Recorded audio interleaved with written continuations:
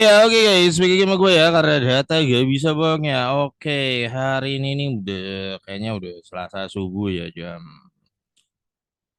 Selasa subuh berarti tanggal 24 ya. Ya 24 Desember 2012 ya IHSG dalam posisi iya hari ini naik ya. Tadi juga BRI naik gede 4% ya. Oke. Nah hari ini gue mau bahas kabar gembira lagi John ya bahwa Bank Indonesia akan membeli SBN lagi ya, lebih dari 150 triliun di 2025 awalnya nanti ya untuk stabilkan rupiah.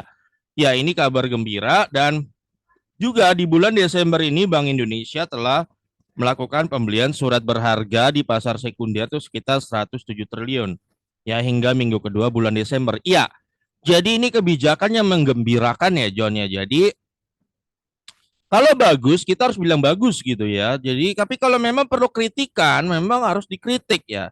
Dalam hal ini kita lihat B ini sigap kalau menurut gua ya. Ya tujuannya untuk kenapa dia membeli ini supaya daya beli masyarakat terjaga John. Ya daya beli masyarakat menguat lah, bukan terjaga, menguat. Ya, seperti yang gua sering bilang berulang-ulang, BI itu punya dua senjata, Joni, ya, dua senjata. Ya, yang pertama debt monetization selalu gue bilang-bilang dan yang kedua quantitative easing ya. Ya. Tuh BI bisa keluarin 107 triliun. BI John setiap dia mau beli surat berharga negara itu dia belinya pakai cetak uang Joni, cetak uang baru. Baik debt monetization maupun quantitative easing ini semua melibatkan cetak uang baru lah. Seperti itu kasarnya ya. Dan BI ini beli surat berharga dari siapa ya? Tentunya dari terutama dari bank-bank di negara Indonesia seperti BRI, Mandiri, BCA dan segala macam itu dibeli. Tujuannya apa? Supaya para bank itu tidak punya alasan lagi menahan duit ya untuk beli SBN nggak perlu dia salurkan ke masyarakat Joni.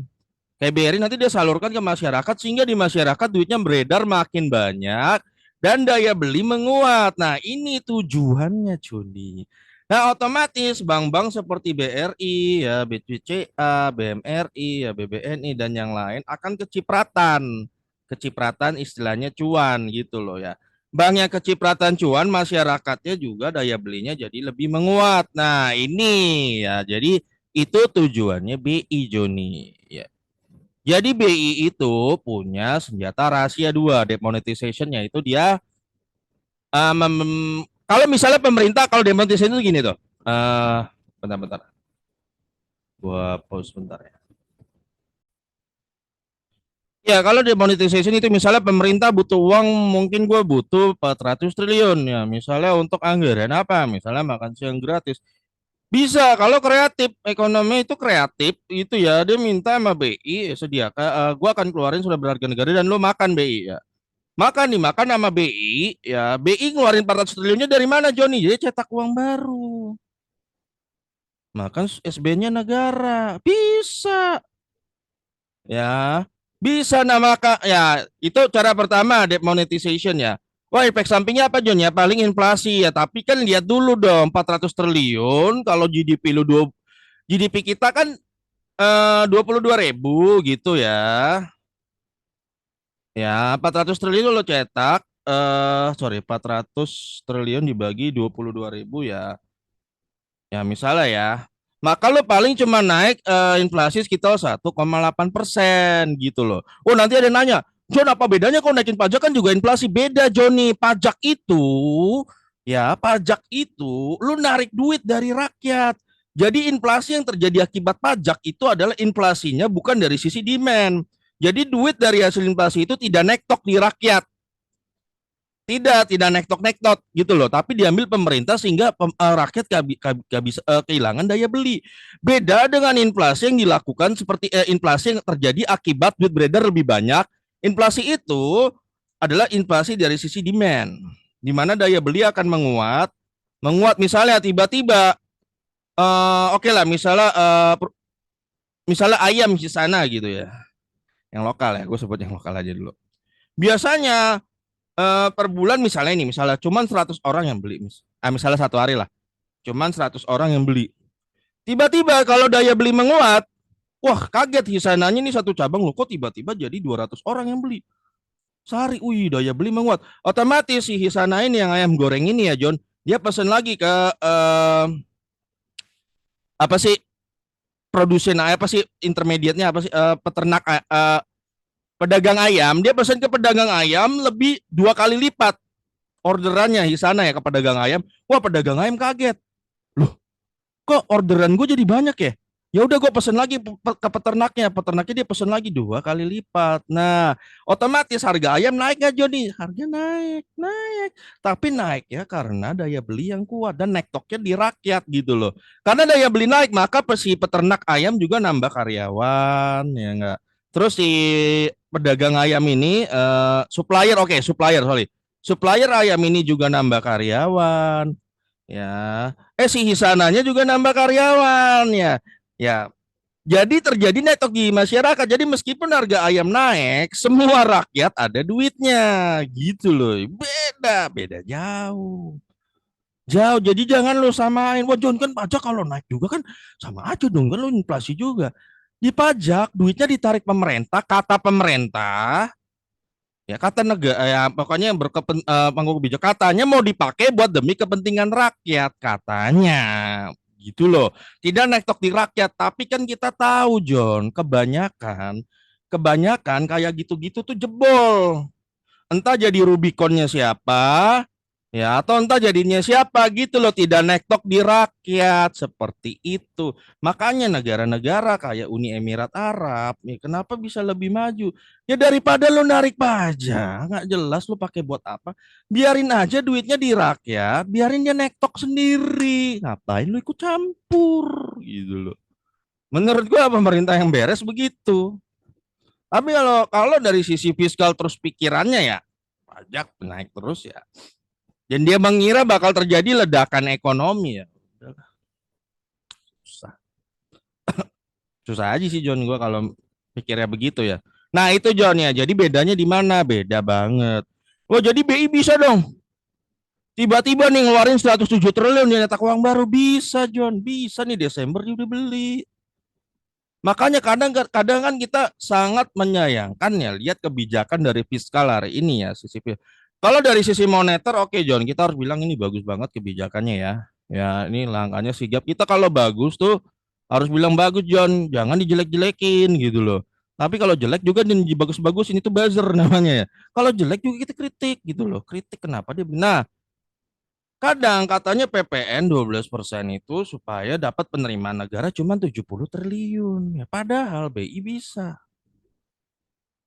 Bisa. Kenapa dia cuma ributin 70 triliun? Nah, di sini semua orang yang waras bertanya-tanya. Ini, maaf ya, ini beneran. Gue nggak mau agak inilah. Maksudnya gini, semua orang bertanya-tanya, apakah jangan-jangan ini ada kepentingan asing. Nah, kenapa ngotot banget? Kok cuma demi 70 triliun aja lu capek-capek harus ribut sama rakyat gitu loh. Rakyat lu jadi marah loh. Ini rakyat jadi marah cuman gara-gara perkara 70 triliun. Yang BI bisa lakukan. John kita di Corona, John, kuantitatif easing kita 900 triliun, dicetak uang baru. Masalah nggak, John? Kagak masalah.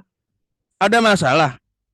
Negara bangkrut kita enggak kan? Enggak kan? Enggak kan? Enggak kan? Enggak. Sekarang itu 900 triliun loh di Corona. Sekarang cuman perkara 70 triliun. Lu harus narik dari rakyat dan lu harus ribut. Bikin rakyat jadi marah gitu ya. Justru tidak menguntungkan you secara politik. Apa gunanya? Kenapa jadi maksa banget? Jangan-jangan makanya diduga Joni. Apakah ini jangan-jangan ada kepentingan asing? Nah, jangan-jangan, apakah kita disandra gara-gara masuk OECD atau mana kita kesandra harus nerapin ini? Jangan-jangan itu. Bukan karena kita kekurangan uang, John. Jadi salah banget, John, kalau kita diarahkan, Bo. Wah, negara kita dalam bahaya nih kalau nggak naikin pajak nih kita kekurangan uang. Enggak, Joni, enggak. Enggak. Justru negara kita jadi dalam bahaya kalau dinaikin pajaknya. Jadi dalam bahaya.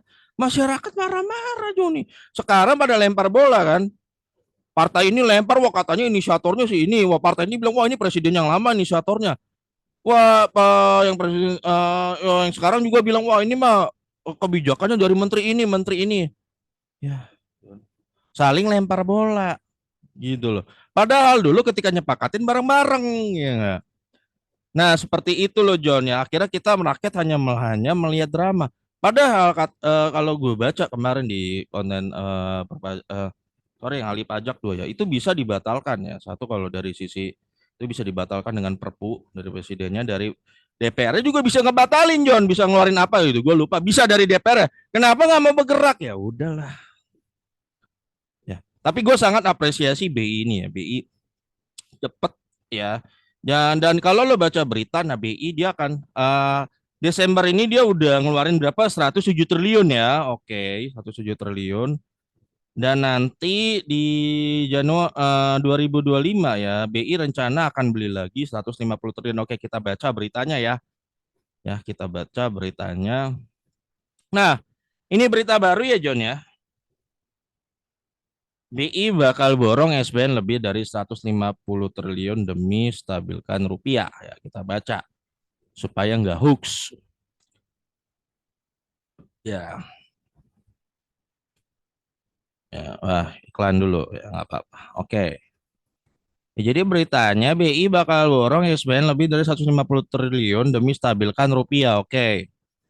Bank Indonesia berencana membeli SBN di pasar sekunder senilai lebih dari 150 triliun sebagai bagian dari operasi moneter 2025 ya.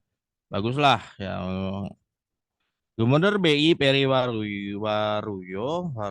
ini salah nulis Warjio ya, menuturkan rencananya pembelian tersebut menjadi salah satu jurus BI itu punya jurus Joni, yaitu dua jurus tadi gue bilang BI itu punya ya.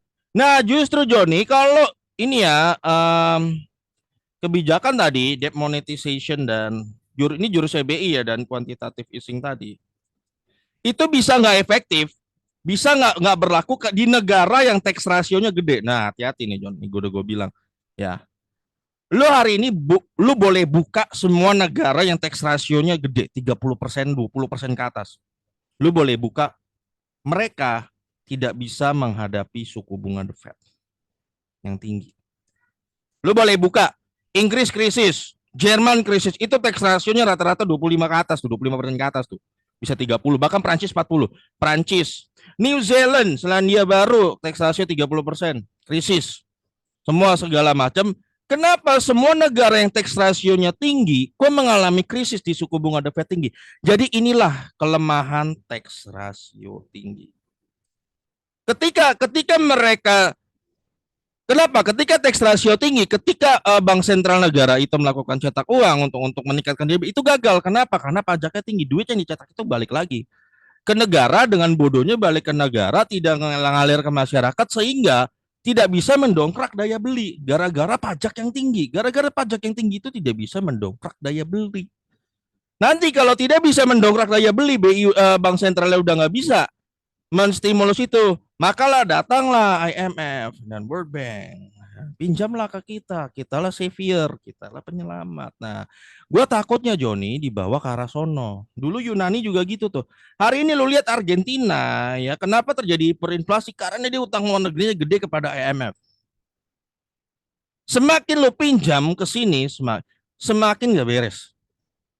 Ya, IMF dan World Bank pasti paling nggak suka kalau negara itu bisa cetak uang sendiri tanpa mengandalkan mereka.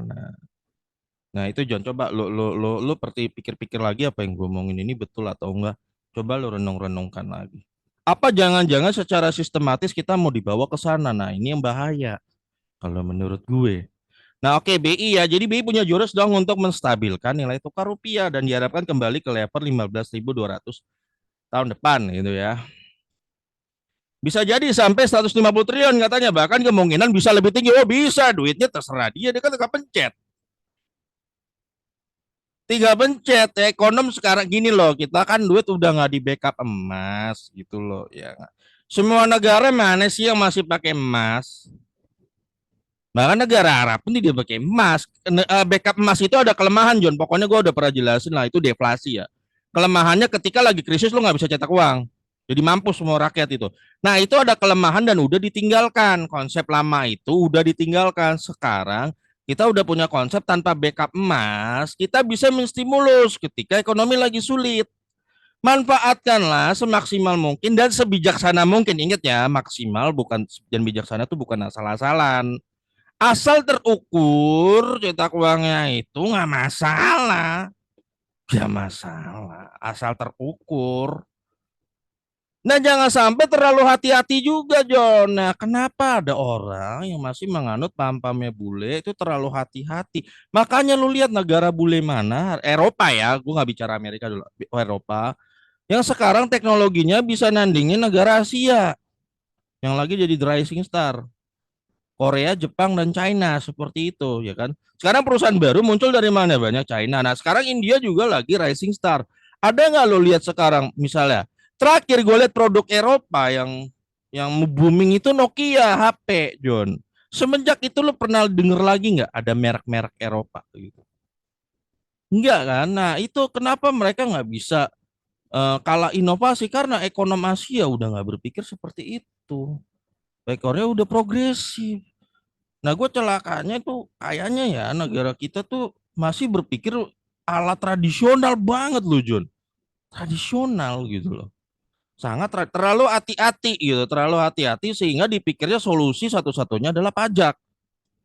Padahal negara lain nggak begitu. Nggak begitu negara-negara terutama di Asia ya, yang karena lu lihat jadi rising star ya. Itu nggak begitu cara berpikirnya, John. Ekonom mereka nggak begitu. Oke. Jadi katanya bisa lebih di atas 150 triliun ya, John. Ya, kemungkinan bisa lebih tinggi. Oh, bisa. Ya, jadi nanti akan kami bicarakan ya. Baguslah kalau gue bilang kalau bank sentralnya bergerak cepat gitu ya. Dalam rencana tersebut, bank sentral akan memantau berbagai perkembangan dinamika pasar keuangan, uang primer serta kebutuhan likuiditas sebelum membeli SBN di pasar sekunder ya. Terlebih BI menggunakan SBN sebagai underlying penerbitan sekuritas rupiah Bank Indonesia ya.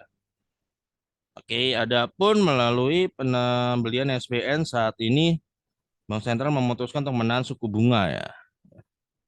Jadi apapun yang BI lakukan ya. Oke, dan selanjutnya lo bisa. Oke, sampai dengan minggu kedua Desember BI telah melakukan pembelian SBN sebanyak ternyata lebih gede lagi ya, 169 triliun ya. Ya, 169 triliun terlebih dari pembelian dari pasar perdana atau melalui surat perbendaharaan negara ya dalam jangka waktu paling lama 12 bulan senilai 62 triliun ya.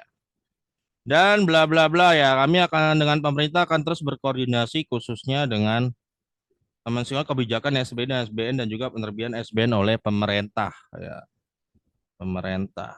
Adapun kepemilikan SBN oleh BI tercatat terus mengalami peningkatan hampir 500 triliun ya dari akhir 2023 ya. Oke, dan bla bla bla ya. Bla bla bla dan iya seperti itu. Jadi ini ada aksi sigap cepat dari BI ya. Ya. Terus lagi ada yang mengkritik juga, John. Ya, ekonom ingatkan. Coba. Ya. Nah, ini coba kita lihat pandangan yang kontra ya. Pandangan yang kontra. Ekonom meningkatkan dampak Bank Indonesia tumpuk SBN ya. Nanti kita akan compare dengan Jepang. Jepang gitu ya. Lihat apa sih? Oke. Wah, nanti kan Bank Indonesia kepemilikannya atas SBN jadi gede banget dong. Bahaya nggak no? Nah, OECD kemarin datang ke sini tiba-tiba langsung kritik SBN yang banyak dipegang oleh BI. Wah, ini hati-hati. Bule tuh. Ya. Kita survive gara-gara itu loh di corona loh. Ya. Tapi dia bilang kata bule itu bahaya. Bule maunya kita pinjam ke IMF. Maunya begitu, John. Ingat terakhir kita pinjam ke IMF 98 kita ditipu. Ya, dikasih nasihat sesat yang bikin kerusuhan tuh. 98. Ya, lu ingat terakhir, ingatlah jangan sampai kita lupa sejarah Joni ya. Oke, karena mewanti-wanti terus bertambahnya kepemilikan SBN oleh Bank Indonesia bukan untuk menstabilkan rupiah, justru beresiko membuat nilai tukar rupiah semakin. Nah, lu lihat nih, ekonom ribut. Menurut BI, Gubernur BI yang juga pasti seorang ekonom, menurut dia dengan membeli SBN akan menstabilkan nilai rupiah karena ada ekonom yang kontra. Kalau lu banyak beli SBN dari BI banyak beli SBN, rupiah melemah. Lihat nggak? Jadi ekonom bisa saling ribut nggak bisa, Jo. Bisa, ya. Kalau gue lebih setuju BI beli. Kalau menurut gue, yang penting daya beli. Oke, kita lihat alasannya dulu ya, alasannya. Per 16 saja BI tercatat memiliki 1.520 triliun SBN ya, atau mencakup 25% ya. Ya, naik hampir 500 triliun ya. Ekonom ya, gue nggak mau sebut nama lah ya, lu melihat rencana BI untuk melakukan pembelian SBN 150 triliun pada tahun depan sebagai operasi moneter agar yield tidak naik secara liar, justru akan menambah tekanan rupiah. Nah, lu lihat nih, kata Gubernur BI akan menguat, rupiah kata ekonom ini akan melemah. Ya, aksi moneter melakukan pembelian obligasi di pasar tradisional itu bisa meningkatkan jumlah rupiah beredar di pasar yang pada akhirnya akan menurunkan nilai tukar rupiah itu dan memperlemah rupiah. Oke, rupiah beredar berarti jadi inflasi. Oke, nggak masalah, inflasi naik. Oke, jadi yang ditakutin apa? Inflasi naik. Oke. Ya. Ingat John, gue tetap bilang gini. Nah ini John ya, antara ekonomi itu bisa saling ribut, bisa. Gue banyak baca, ada pandangan yang inflasi segini berbahaya, ada yang enggak. Itu aja udah ribut. Kalau gue berpribadi, John, berpandangan. Kalau gue ya, mau dolar lu 18.000 ke, mau inflasi lu 5% ke, asal rakyat duitnya ada, daya beli ada, kagak masalah, Joni. Wah, kita kan makanya kan sekarang ada orang berpemahaman, wah inflasi 2% tuh prestasi. Makin kecil inflasi, ada banyak ekonom yang berpandangan begitu. Makin oke, tapi bingung sekarang inflasi kita 1,8%, kok kelas menengahnya jatuh, malah jadi kelas miskin. Anehnya di zaman Pak SBY, inflasi rata-rata tahunan itu 8%. Tapi yang terjadi kelas menengah meningkat dari 36%, gue lupa ke angka 50%. Loh, katanya inflasi gede bahaya, tapi kok di zaman Pak SBY kelas menengah malah meledak. Jadi miskin jadi kaya. Sekarang terjadi inflasi kecil, kan 1,8, kok yang terjadi rakyat yang tadinya menengah jadi miskin. Nah, berarti perlu dikaji lagi. Jadi paham siapa yang betul. Kalau gua berpandangan, oke gini John, dolar dari zaman jebot, dulu zamannya Pak Soeharto 2000, sampai sekarang tinggal berapa? 16,5 ya. Dolar itu akan selalu menguat. Apakah Indonesia kiamat? Tidak, asalkan daya belinya lu jaga. Selama rakyat daya belinya ada, Joni ya mampu membeli itu no problem. Demikian juga inflasi mau dia asal bukan hiperinflasi ya John ya. Selama inflasinya masih moderat lah 4%, 5%. Atau pernah kita di zaman SBY inflasi 17% ya. Asal daya beli masyarakatnya ada, tidak masalah. Justru yang jadi masalah, lu inflasi kecil ya, nggak atau dolar lu rupiah lu menguat, gitu ya. Seolah-olah harga barang tidak naik. Tapi kalau daya beli rakyat lu hilang, mereka juga nggak bisa beli, John. Barang yang katanya murah itu nggak bisa beli. Inilah yang bahaya kalau kata gue. Jadi kan kita oke, jadi kita udah nemu nih. Jadi ekonom yang mengkritik BI itu takut kalau rupiah beredar meningkatkan inflasi dan akhirnya memperlemah rupiah. Nah, kalau dari eh, pandangan gua nggak masalah asal daya beli masyarakatnya kuat. Jadi menurut gua BI melakukan ini akan memperkuat daya beli. Kalau menurut gua dan itu harus diapresiasi. Menurut gua seperti itu. Menurut gua dampaknya positif, sangat positif. Ya, itu kalau menurut gua ya. Oke John, jadi saham-saham perbankan ya ending gua akan tutup. Saham-saham perbankan itu menurut gua labanya akan meningkat ya harusnya di akhir Desember ini akan terjadi lonjakan juga dan juga nanti di awal 2025 harusnya lebih meningkat karena ada operasi dari Bank Indonesia dan otomatis harusnya daya beli menguat. Nah, jadi harus diapresiasi dari sisi moneter ya John. Jadi ingat ya John, jadi kalau bagus kita harus dikatakan bagus gitu ya.